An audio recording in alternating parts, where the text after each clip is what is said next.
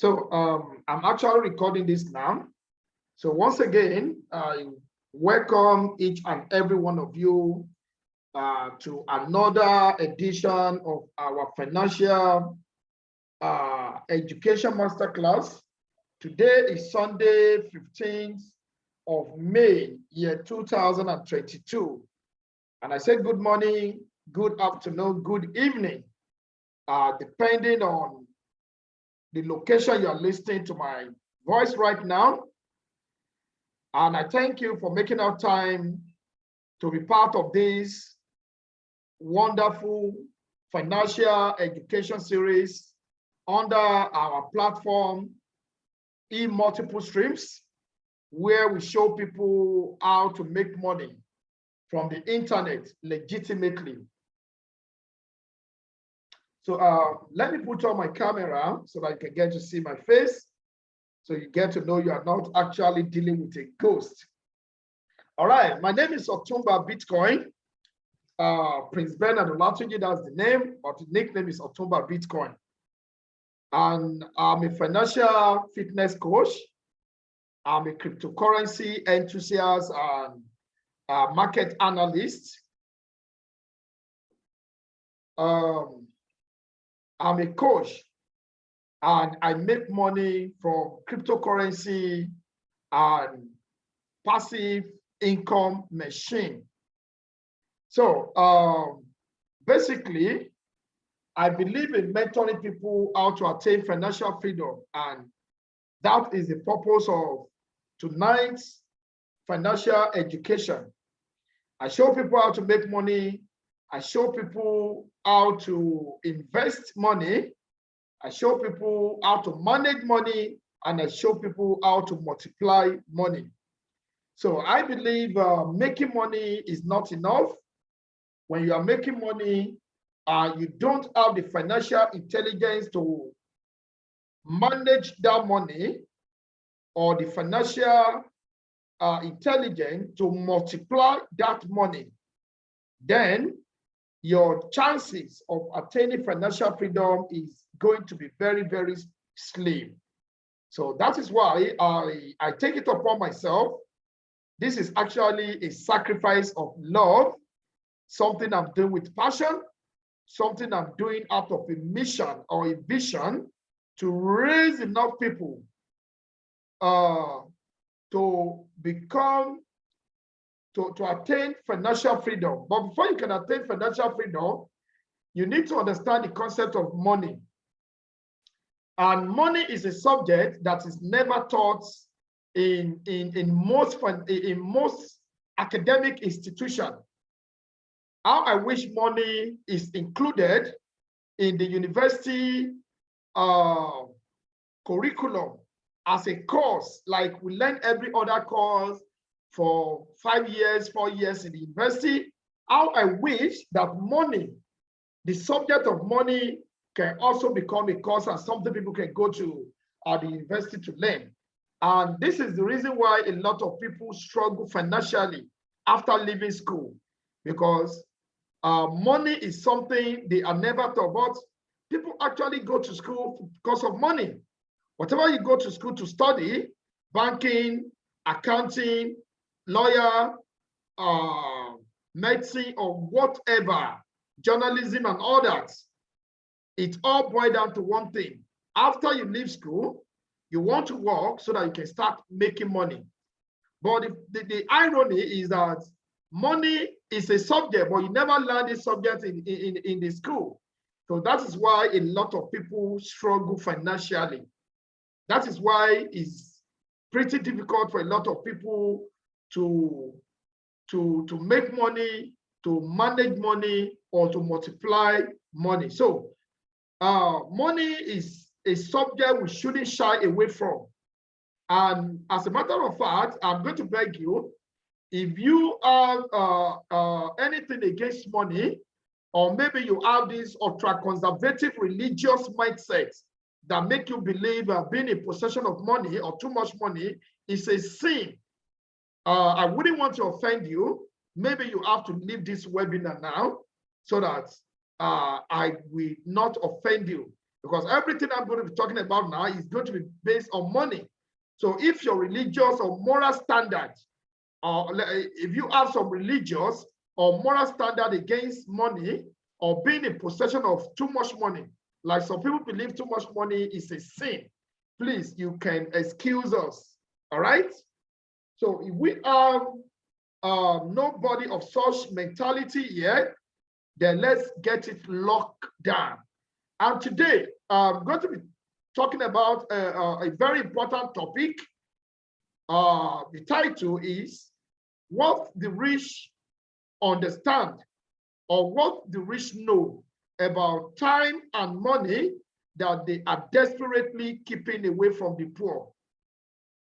What the rich understand about time and money that they are desperately keeping away from the poor. We started this topic last week, actually, and we covered the first part of the topic that which says what the rich understand about time that the poor people don't. And for the purpose of those that didn't start that series with us, I will quickly run a recap just for a few minutes so that you can connect to where we stopped and where we're going to start. All right. So last week, okay, every Sunday we do this. So you can keep it locked down with us here. Every Sunday from 8 p.m. to 9 p.m. The time before is 9 p.m. to 10 p.m., but we just change the time to 8 p.m. to 9 p.m. because I realize people don't go to work on Sunday, so we can have it early on Sunday. But we do have other webinars on Monday, Tuesday, and Thursday, because those won't happen to fall in weekday. So we have it from 9 p.m. to 10 p.m. But on Sunday, 8 p.m. to 9 p.m. All right. So last week, Sunday, we were talking about what the rich understand about time that the poor don't. What the rich understand about time that the poor don't. And we cover a lot of things. And I told you that the rich spend their time thinking about how to attract smart and intelligent people to work for them, to replicate their efforts. Okay, the rich spend their time looking for, on how to attract smart and intelligent people, and they also spend their time looking for system. Now, two things.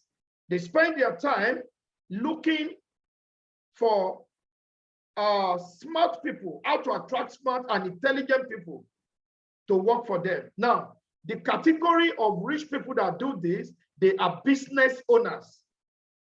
Business owners make their money by leveraging on the time of other people. We call it OPT, other people's time. Okay. And there's this category of rich people called investors. These people actually spend their time looking for smart system. Looking for smart system they could leverage on to make more money. Now, the poor on the other end, they spend their time going to school. They spend their time going to school to get a degree so they can get a good job. So the poor spend their time going to school to get a degree or a master or whatever qualification they get from the academic institution, so that they are at the end of the school, they go looking for who to employ them with their certificate so that they can start working for money. So the rich make money work for them while the poor work for money. And this is boiled down to the same advice and archaic advice, irrelevant advice, old-fashioned advice that parents give to their children. So if you are a parent and you are here listening to this, this is the same old advice that parents give to their children, that a lot of parents still give to their children today. The world has changed, but this advice never changed. Now, here is the advice. They tell their children to go to school, study hard while you're in school so that you can come out with a good grade, so that you can get a good job with your grade. But now, in this 21st century, that advice is no longer relevant. It's no longer relevant. Now, that advice was relevant when we were in the industrial age. You know, we have moved from several age to another age to another age. During the agricultural age, there was a time we called the agricultural age. That was when our forefathers usually marry plenty wives, so that they can give birth to plenty children to work for them in the farm, because then farm work is man's power, requires man's power. So they need enough hand to help them in the farm. Now we move from that era to mechanized era, where manpower, where machine is taking over man ability. So there is no need for people having to marry plenty wives because of to have excess people to help them out. Now we move from that era to what we call industrial age. That is when people go to school. That is the white collar age, where industries begin to take over agricultural space, different kinds of industries.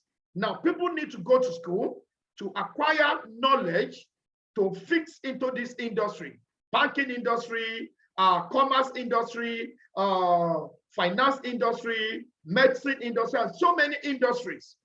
People go to school. Now, this was when that advice, when the advice that parents give to their children then, that go to school so that you can have a good grade. Now, we remember our forefathers then, most of them they travel abroad, mostly to the UK, to the US, to study. And when they finish their study, they come back to Nigeria so that they can be gainfully employed. All right. Now, that was when the industrial age was bringing out a lot of money. You will agree with me that some years back, when somebody say, I am a banker, you know that this person, they are money back. They are money back. Then every parent wants their children to become bankers, doctors, lawyers.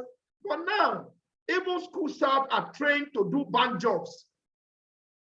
A lot of school staff are trained to do bank jobs. You will agree with me that technology is taking over the system. Now we have, in those days, there are people we call tellers. Tellers are people that do the work of what ATM is doing now. But these days now, we have what we call automated teller machine everywhere. That is robots, ATM. And banking industry begin to downsize. They were cutting down on the rate they employ people. And today now, you will agree with me that technology is taking over the place of human efforts. If you go to China, in some island, there's some restaurant in China where a robot does the work of a waitress or waiter. A China will come and pick your order. A robot will come and take your order, place your order, and come to serve you. Now, we have a lot of security doors that are being operated automatically.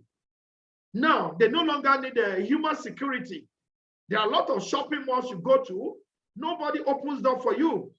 The gate, the door opens and closes on its own, based on artificial intelligence coding. Okay, and because of that, the industrial age is fading out. The industrial age is fading out because robots, artificial intelligence are taking over the place of humans' effort. All right. But unfortunately, most parents that are even in the 21st century, which is the digital age, still give their children the same advice of go to school, study hard so that you can get a job. Where is the job? That is the truth. We all know that there are many graduates that come out of the university system every year, from polytechnic system, from College of Education and all the educational system. At the end of the day, they are all looking for job. But there is no job. There is no job. So that tells you that that advice is no longer relevant. Now, I'm not saying people should not go to school. Don't get me wrong. I'm not saying people should not go to school, but education now is a stepping stone. It's just a foundation. If all you add is you have gone to school and you want to depend on that's all you want to depend on, then you are a joker, because education is just a stepping stone to other things you need to build on. It's a building block to move on to the next level. So, and when you go to school, what you have gone to school to learn is called generalized knowledge. Accounting, banking, those are generalized knowledge. As you have that knowledge, there are millions of other people all over the world that have same knowledge, competing for that same job. So when you say you have a degree, there are a lot of people out there that have masters. Okay, when you say you have masters, there are a lot of people out there that are coming to compete for the same job you are competing for. They have double masters. Some will come with double master, even with a PhD. So your chances in the general market, in the general knowledge market, is very slim.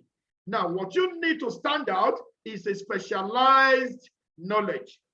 Okay, specialized knowledge.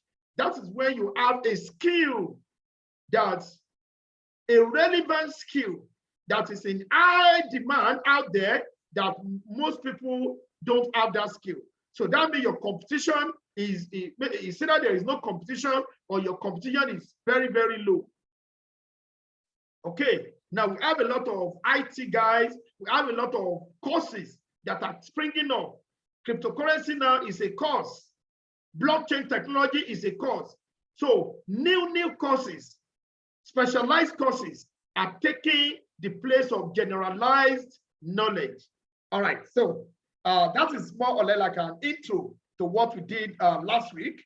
So today, we are going to be looking at what the rich understand about money that the poor do not understand. Okay. So we actually covered a lot last week that I cannot go into, but to round up on time. Time is very, very important.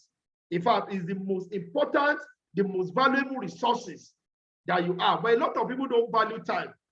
A lot of people don't appreciate time and they don't value it.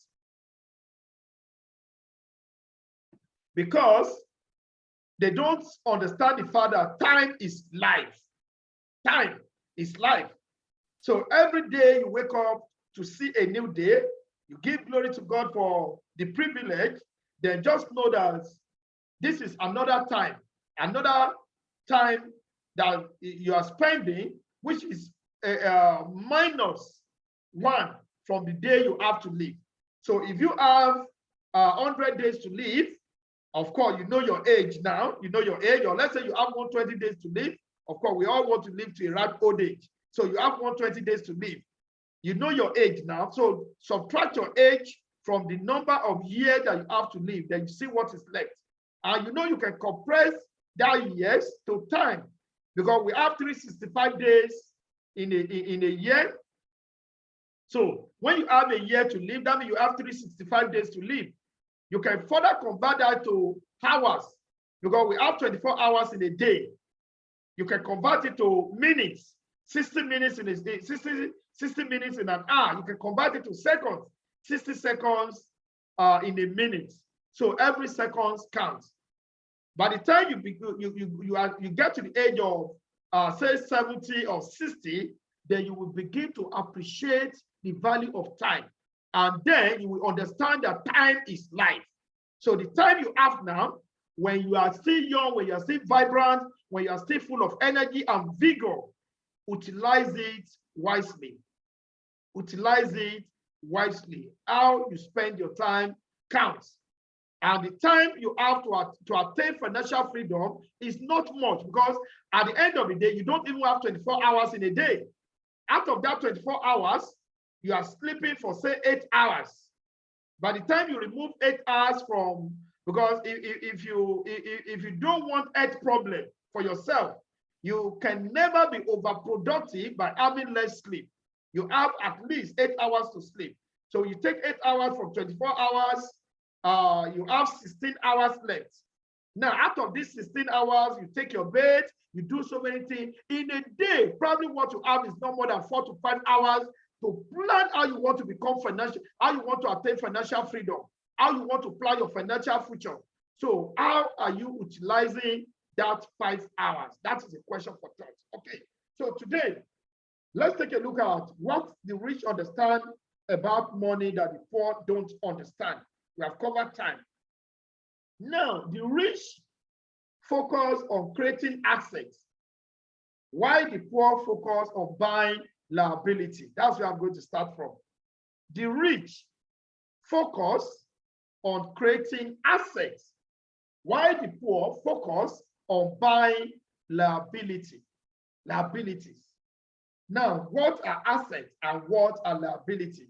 I think it's important I cover this so that you understand where I'm going to. All right. We have 16 people, okay, 15 people on our webinar tonight. I don't know why people in my group are missing this wonderful opportunity.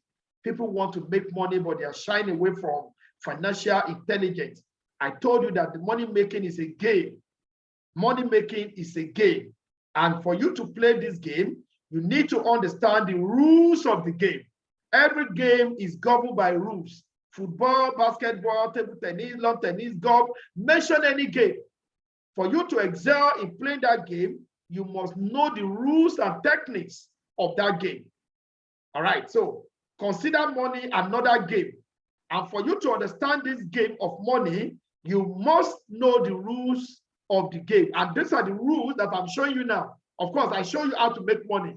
Those are what I do in my webinar on Monday, Tuesday, and Thursday. But if I'm showing you how to make money, and I'm not giving you the financial intelligence to manage that money or to multiply that money, then when you make money, you might end up losing that money. Okay, so what are assets and what are liability? Assets is simply any investment that put money in your pocket. Anything that put money in your pocket is an asset. Say, for instance, you buy a car, and you, instead of driving that car, you put that car into Uber. You are using that car for Uber, or you gave it to somebody that is using it to do Uber for you. Now, that car is bringing money. It's an asset. The one you buy that you are just driving around is not an asset, it's a liability. When you buy a house and you rent it out or you lease it out for people to rent, and they pay you rent on a yearly basis, that house is an asset. The one you build that you live in with your family is not bringing you money. Rather, you are spending money to maintain that house. That is a liability.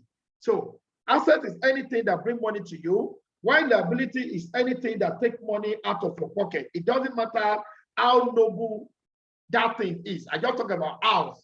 I just talk about the car you are driving. No matter how noble it may sound, as long as it's not bringing money to you, it is a liability. Now, here is the thing. Please listen to this. Here is the thing. You see, the rich and the poor, they both love what we call luxury. And what is luxury? Good life. Everybody wants to live a good life, live a good life. Everybody wants to go on vacation. You want to buy latest car, exotic, live in exotic housing, wear designers like Gucci, and all the designers. You want to flex and all that. It's a good thing. That's part of why we do, why we are alive, to enjoy life. Now, the poor and the rich. Please, tonight's webinar is a very classic one. And please just pay attention to the knowledge I'm dishing out. This is something you hardly hear elsewhere. You don't even get to hear this in school. Okay. So now, the thing is this: the rich and the poor, they both love luxury. And I told you what luxury is: good life, luxurious lifestyle. Everybody want to drive Lamborghini. Everybody want to cruise Bentley. Everybody want to cruise Ferrari and all that. It's a good thing. But here is the thing. Here is the difference between the rich and the poor. The rich only buy luxury from the money they made from their assets. Can you hear that? The rich buy luxury from the money they made from their assets. Now, I did not say asset, assets. That means they have many assets that is bringing them money. While the poor, on the other hand, buy luxury from their wages. That is the reward of their labor. Take, for instance, last week we talked about wages and profit, that there's a difference between wages and profits. Any money you make that comes as a result of you laboring, that involve your time, that involve your energy, is a wage. And a lot of people that call themselves business people and they refer to money they make from doing their business as profit, they are jokers, but that is not profit. What many of them are making, they call profit, is a wage. Imagine somebody that opened a shop. You travel to Dubai or you travel to China to bring goods from China or from Dubai. You stock your warehouse or your shop with those goods. You have to be in the shop to sell those things before you can make money. And you call that profit, you call that a profit. It is never a profit because your time is involved. Anything you do, any money you make that involve your time is not a profit, but a wage. Now, what is a profit? A profit is the money that your money makes you, that does not involve your time or your effort or your energy or you laboring. So you invest your money in real estate, for instance. You invest your money in real estate. Say you buy a piece of land in Lekki, say for 10 million naira, and you wait for a period of 2 years or 3 years, you end up selling that piece of land for 30 million naira. Now, you have made a pure profit of 20 million. That is a profit because it is your money that made you that money, not your effort, not your time, not anything. Okay. Now, back to this topic. The poor, they buy luxury from what? From their wages. That is the reward of their labor. And this is where most salary people get it wrong. At the end of the day, when they collect their salary, whatever the amount, they buy things, their ability. And don't forget, there is difference between need and want. There is a big difference between need and want. Want are things you can do away with. Need are those necessities. Like it is a need that you put food on your table. You have to buy clothes, have a shelter over your head, and those are needs. Want are those things that you don't really need, that if you don't have them, you will not die. Like for instance, you have a phone you are using, and you're like, oh, I want to buy iPhone 11. When you already have a phone. Now, that iPhone 11 that you want to buy is a want, it's not a need. Okay. And most poor people spend their money on wants. They respond to their greed desire. They don't want to deny themselves of that, what we call a denied gratification. Let me invest this money so that from my investment, I can now buy whatever I want to buy. They put the seed capital, what is supposed to be a seed capital, they use it to acquire luxury. This is where they have problem. And this is what the rich understand that the poor do not understand. Okay, the rich buy luxury from their assets. Imagine a rich man now that have a house, he has like 10 houses. that is bringing in money. Maybe he also owns a shopping mall that people rent and they bring in money. Or maybe he owns an hotel, a big hotel. Now, if you want to buy a car, maybe a rich man see a car that he likes, that's okay. Let me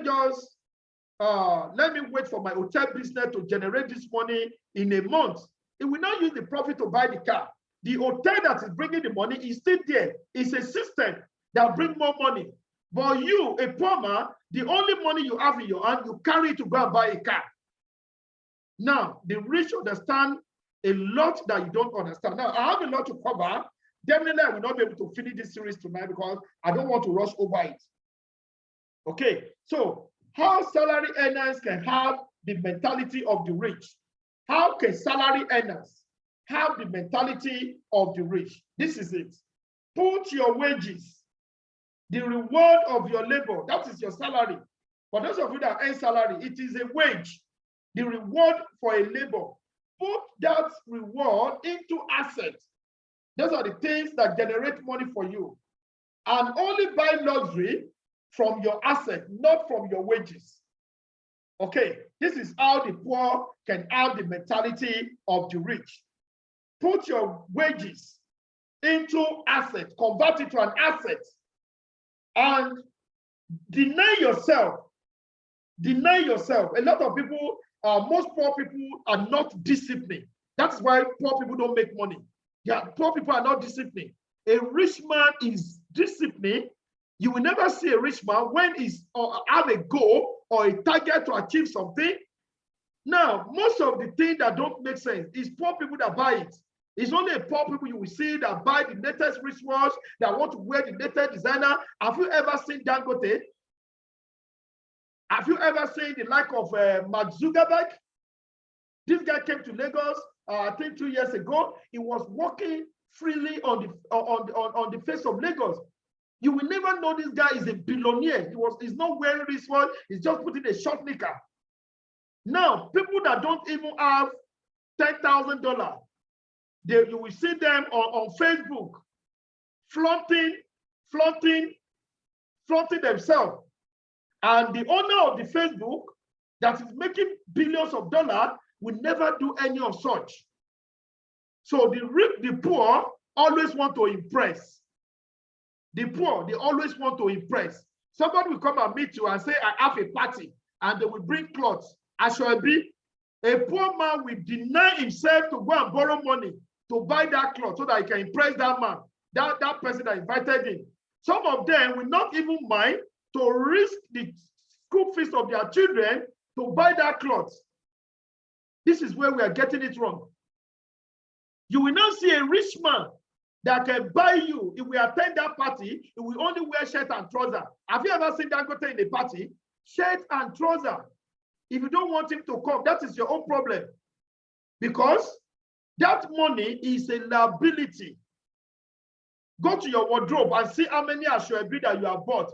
These are little money that would have turned into millions of dollars for you if you had invested it. Now, can you get the mentality of the poor? Can you see where the rich will always get richer and the poor will always get poorer? Now, I'm throwing a challenge to you. Check out your house.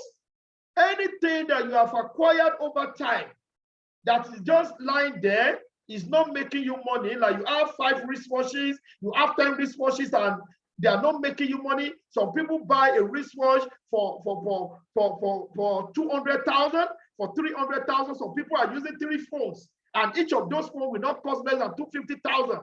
And you cannot boast of 10,000. You cannot boast of 2 million naira in your account. You are the enemy of yourself. Go and sell. Start selling those things and start gathering money. If you can think well, God will never give you an opportunity, and it won't give you a way to make money, to raise money to fix into that opportunity. But you need to think within. Before you start thinking of, let me go and borrow money, wherever, just look within. What are the things you have that you don't need? There is this story that somebody shared. I'll quickly share that story. There is this family, they were living large. the husband is working in a very big company, I think oil and gas. Now they did not have a house of their own, but they went and rent a place in Lekki, and they are paying like 5 million naira on an annual basis every year. You know, the children, they attended the best school where they are paying a lot of money, and they were living large. This family were living large. Now, one day, the wife of this man came across an old-time friend that they went to the same secondary school together. You know, she came across the lady, and the way she saw the lady, like, this lady is not looking good. It's like they must be struggling financially, because she was just casually dressed, no jewelries. And this other lady, anytime she's going out, you're like, oh, this is a big man's wife. Jewelries, as in she will be looking exotic. So she made this a friend, and in the course of their conversation, she concluded that the husband of her friend must be an average person, or a poor, they're the poor level and all that. So she invited the lady to her house. So the lady came to their house because she wanted to impress, because the poor always like to impress. So this gentle lady, invited a friend to a dinner in their house, and she asked her to come with the husband. Okay, so the first time she went, she didn't go with the husband. She went alone. This other lady was eager to show her around, to show her their beautiful house, the fleet of cars. They have like 3-4 cars. My children attend the best school. You know, the husband live large and everything. Then the other friend was just smiling. They said, you want to invite you to a dinner, can you come with your husband? They want to impress the husband too. So they came for the dinner. To cut the long story short, they came for the dinner. And the husband of the friend that he thought they are poor, actually is one of the shareholder, or one of the board of directors in the company where the husband of this other lady work. Are you getting it? Okay. Oh, no. It has not come to that. So these people also invited them to their own house. So the rich man, that's a poor man, and the wife, they now went to the house of the poor, the man they thought is poor, but is rich. Now, when they now got there, the husband now saw a particular award in their house, which the husband got, and this is an award of ownership, because the man had been hearing the name of this man, but he never saw him, because he's on the board of the director. That's the husband of the other lady. So when he saw it, he was like, what is this award doing here? Then the wife now told them that is my husband, and my husband is one of the director of the oil company where the other man is working. And these people live in their own house, though not in an exotic place like Lekki, another, just in a place that is comfortable enough. They don't drive all these flashy cars, and they only have like 2 cars, and just moderate cars. Their children are not going to the best school like the other one, and they are doing well. The husband of the other lady nearly run mad. Like, imagine the man I thought is a poor man. He owns the largest share in the company where the other man is working. Do you get it? So from that day, they sold everything. Then the man has to make friends with this man, and he started teaching him the principle of financial, the concept of financial principle, which is what I'm teaching you now. Okay, so let's continue. Where did I stop? I said, for how salary earners can have the mentality of the rich. Put all your wages, salary into assets, and only buy luxury from your asset, not from your wages. Now, another thing the rich understand is this. The rich focus on investing money. The rich, they focus on what? On investing money. While the poor focus on having money. Oh my God, let me say that again. The rich, they focus on investing money, while the poor focus on having money. Do you get that? The rich, they are excited to invest. That's what I'm saying. They are always excited to invest. But the poor are excited that they have money. So the poor always want to be in possession of cash. What makes the poor happy is the fact that they are seeing money. You know, they keep their money in the bank, and anytime they check their account, like, oh wow, I have 2 million. That gives them joy. But the rich don't leave their money in the bank. Their money is always out there working. What does the Bible say about investing? It says, cast your bread on water, and after many days it shall come back to you multiplied. What is the Bible talking about? It's talking about investing. Now, every financial principle is in the Bible. I have a particular book that talks about financial principles from the Bible.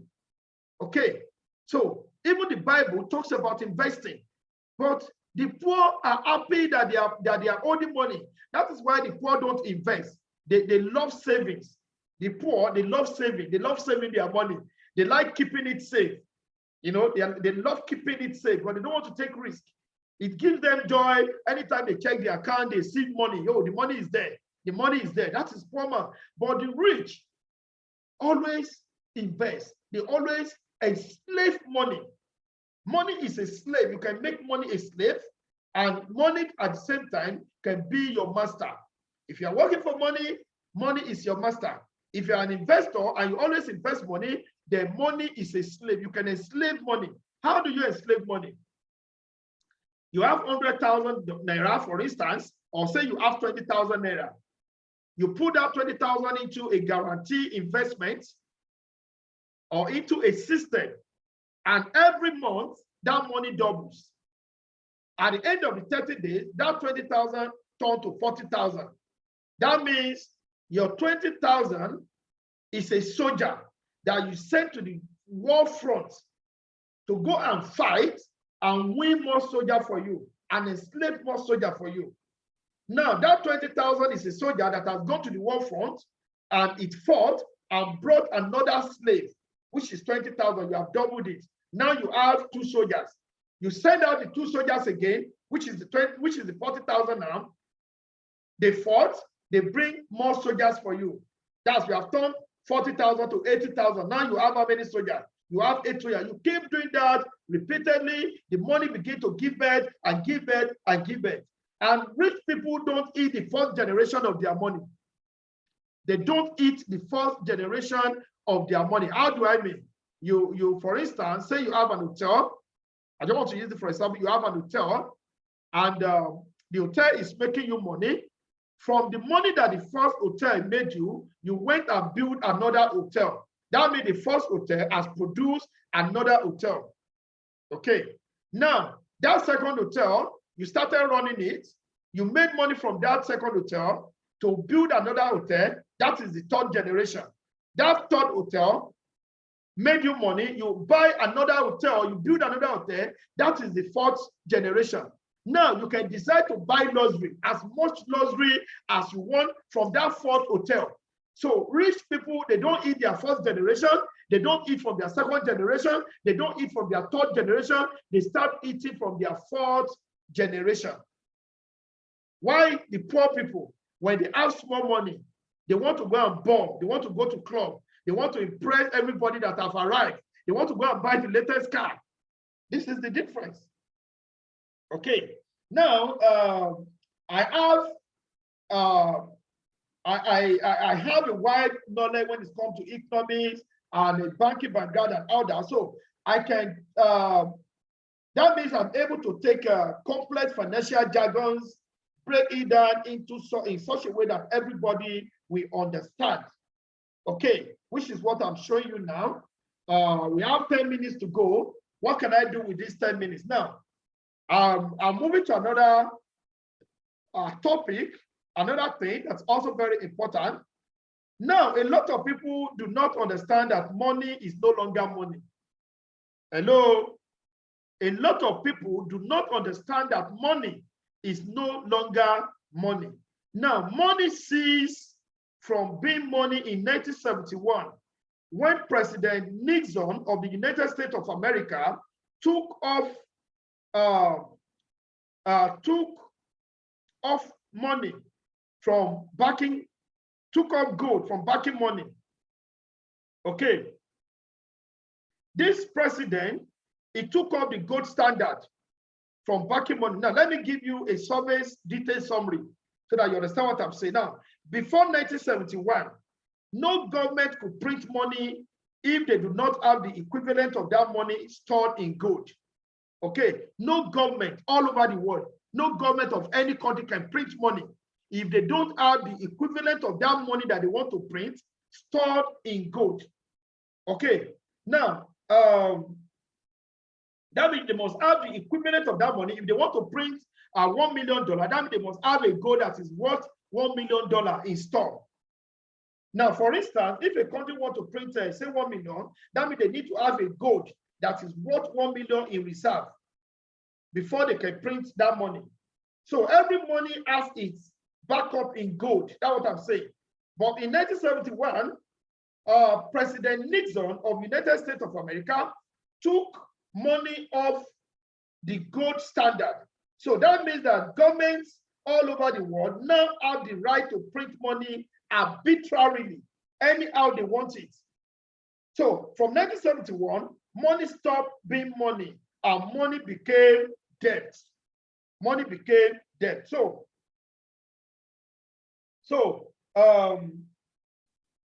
anytime you owe money, you are actually a debtor.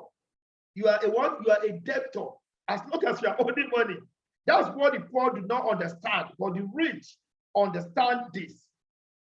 The rich understand it. Now, let me show you my screen. Let me show you my screen so that we can check something.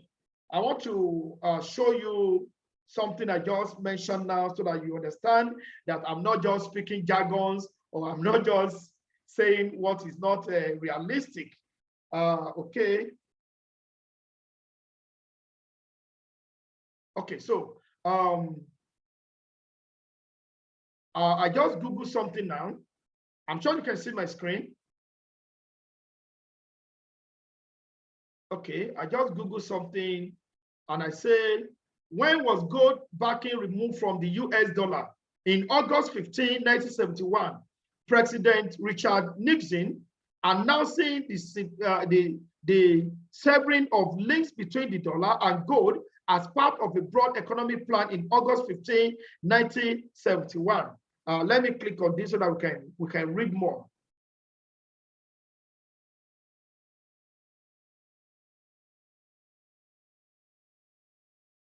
Okay, you can see that. Now this is President Richard Nixon of United States of America, and this happened in August 15, 1971. You can check it out. Now you can see 50 years after Nixon ended the gold standard, dollars dominance faced threat. Can you see that? 50 years after Nixon ended the gold standard, dollars dominance faced threat. 50 years ago, this Sunday, President Richard Nixon announced a bold economic plan, including the severing of the US dollars ties to gold. Since then, the world monetary system has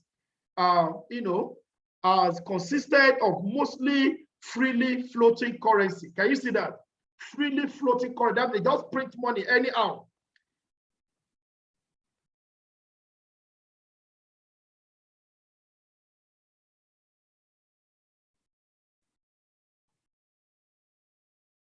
So, can you see that article? So, the dollar, nonetheless, remained the primary legal tender used internationally for trade and others. So, let's check more things. Let's check more things I want to show you. Okay. So, when did they stop backing the dollar with gold? When? The government adds the 35 per ounce price until August 15, 1971, when President Richard Nixon announced that the United States would no longer convert dollar to gold at a fixed value, thus completely abandoning the gold standard. Can you see that? Now, check out this. The dollar you see now, is not the dollar that we used to have before. They have changed it. When gold was still backing dollar, this is what we used to have. Can you see? Can you see the gold dollar? Can you see gold? This is the dollar then, not the one you see now. This was when when gold was still backing money. Look at the threat here. Under executive order of the president. Okay, let me open that so I can see it. All gold coin, gold bullion, and okay, can you see? Under executive order of the president issued in April 5, 1993. Okay, now as at when gold was backing money was since 1933, from April 5, 1933. Okay, but they dissolved that order in 15th of August 1971 when this president came on board. Or May 4th, 1993, all gold coin, gold bullion, and gold certificate now owned by them to a Federal Reserve Bank, branch or agency, or to any member bank of the Federal Reserve System. Can you see that? So I know a lot of you don't know this. Now, there are two factors. There's what we call the interest rate, and there's what we call inflation rate. This is the results of this gold that they remove from dollar backing. For instance, now you hardly will find any bank, at least in Nigeria, that will pay you 6% interest rate on your savings. Can you hear that? That will pay you 6% interest rate on your savings. But do you understand that inflation is double digits? That means you lose money twice the rate the interest rate that you think you are making on the money. At the end of the day, you are losing money, but you just think you are owing money. That's why I said, as long as you are owing money, naira or any money, you are a debtor. You are a debtor. So that is it. Now, inflation means the rate at which your money loses value. Inflation means the rate at which your money is losing value. So what does the rich do to protect their money from losing value? Of course, you know, the only thing the rich do, how the rich protect their money from losing value is they invest it, they keep investing it. So the rich only hold cash that they need in the immediate. Any cash that they don't need, they don't hold it. They don't derive pleasure in holding money. It's only the poor that derive pleasure in holding money. Okay, so any assets that they put into investment that will turn the money into higher rate, that's what they do. The rich only hold cash that they need in the immediate. Now, any excess cash that they have, they put it into investment that will turn the money higher than the prevailing inflation rate. So the rich understand that money is currency. The rich, they understand that money is currency. You know, currency from the word current. It's always moving. You can't pack money. You can't hold money. It's always moving. It can never be stable. So the rich understand it, but poor would like to hold money. Poor people like to hold money. So anytime you owe cash, you are actually a debtor, and the poor love to hold cash. The rich hate owing cash. They look for investment that they put the money, okay, so they can make more money. Now, I'm going to stop now because it is time, and I don't want to rush this topic because it's very, very important, okay? So from next week, we are going to continue from where we stopped, and then I'm going to tell you another thing that the rich understand that the poor don't understand, which is the rich focus on cash flow. The rich focus on cash flow, while the poor focus on capital gain. That is where we're going to take it off from next week. And This one you need to hear it. You need to hear it. It's going to blow your mind away. That the rich focus on cash flow, while the poor focus on capital gain. So I will tell you what I meant by cash flow and what I meant by capital gain. When you understand all this, when you open up your knowledge to acquire financial intelligence, then you will know how to manage money. Now, becoming rich is predictable. People don't get rich by luck. The rich don't get rich by luck. They know they are going to become rich. It's just a matter of time because they have a plan in progress. It's only the poor that always have this, they have this lottery mentality. They want to become rich without planning for it. It's only a poor man you see that they will wake up and say, how I wish I just see 1 million naira now on the floor. Who will go to lose that kind of money? 1 million naira. Who won't lose that? So this is just mentality of the poor. The poor go to church, they pray, they disturb God for money, and they are not taking any practical step to make that money, forgetting that God is not a magician. God is not a magician. If you like, spend all your days in church, and if you are not doing the needful, forget it.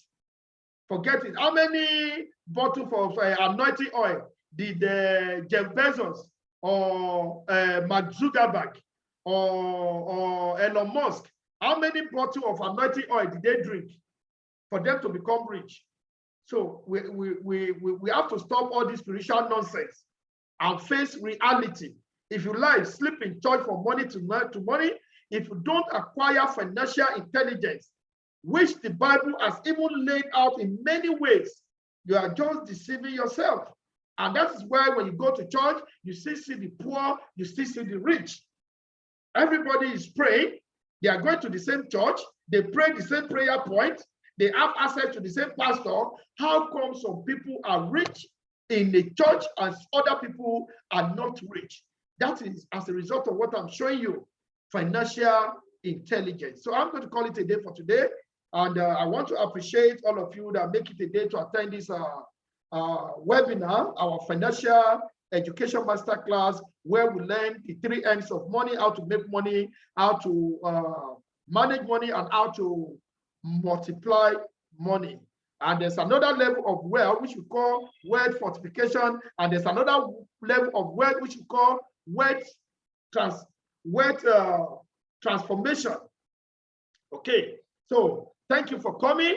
And I will urge you to go and like my video on YouTube. Let me show you my YouTube page before I leave so that you can quickly like that video, like my page, because this is where I show you everything we talk about. We upload it on our video so that you can come back and learn. Okay.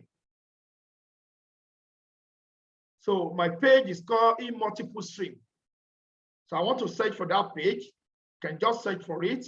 Once you're on the YouTube, type E as dash multiple stream. So I've talked about, like the last week topic is already there on my YouTube. So you can go there and check it out. In multiple streams.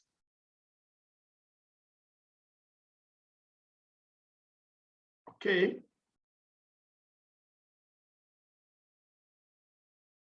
So this is my page here. Okay, you can see that. That's my page. So please come here, subscribe, and turn on the notification bell so that you get to follow up. You click here, you subscribe.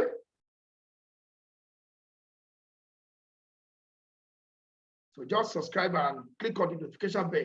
So this is the last, I think this is the last topic we talk about. Go to video. Go to video and you can see this is the last topic here where we're talking about financial education. This is the last topic. So I'm going to upload this one too so that everybody can have access to it. So thank you very much. And I want to unmute now so that I can take 1 or 2 comment for people. Let me hear your opinion. If there's any suggestion, if there's any addition, if there's any experience you want to share with us quickly in 5 minutes. So let's do that so that we can go to bed, and tomorrow is another day. So the line is open now.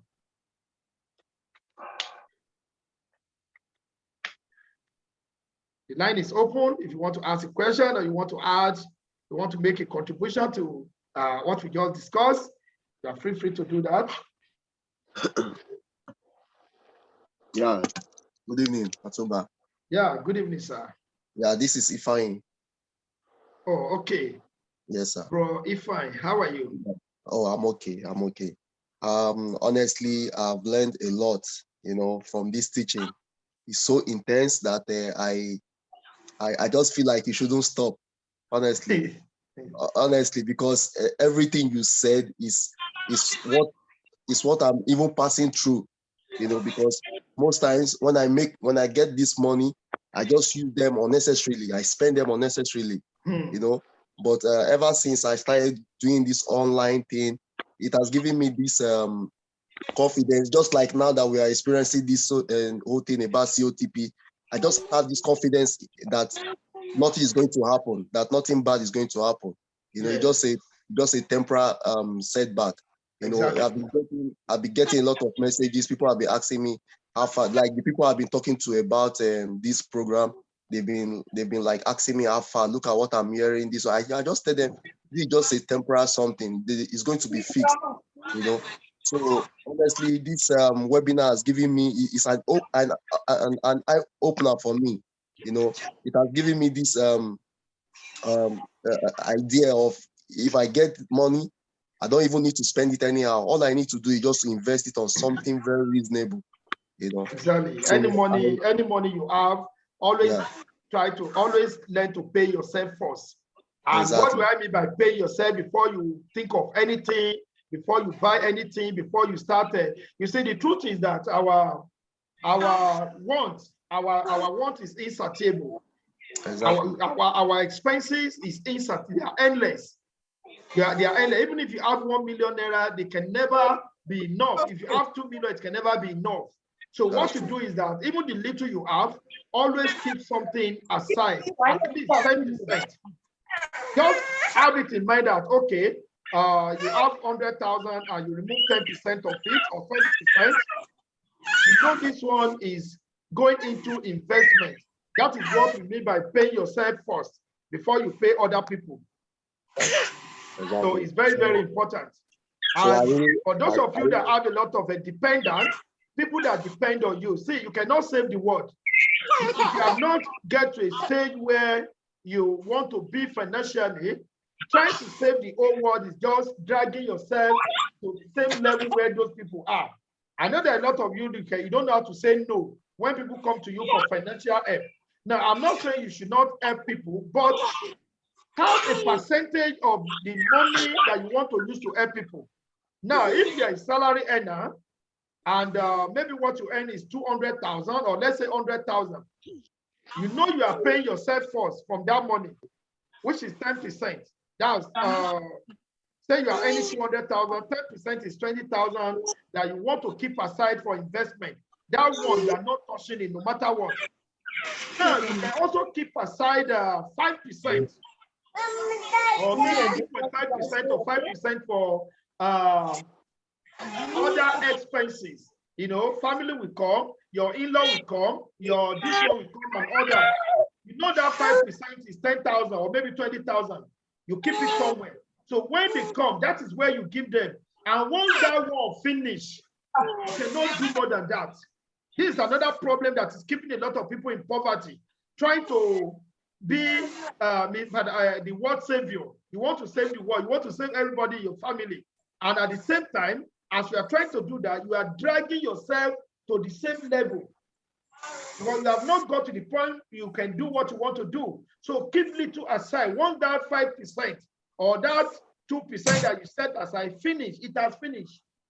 Anybody that bring any bukata or any expense, any challenge, money challenge, so they have to wait until another month when another money will come to that wallet that you are using to help people. So there are a lot of financial intelligence that we need to acquire for us to attain financial freedom. Or else you just discover that you are working and you are making money, you can't even account for the money, and you are not getting younger. What you can do at 40 or at 30, you cannot do by the time you become 40. What you can do at 40, you can do at 50. And this is the time you have to save to save for the olden day when you can no longer work. So take advantage of it. So God bless you, and I look forward to seeing you again next week Sunday, where we continue from where we stopped. Thank you very much. Good night. All right. Thank you, guys. God bless you.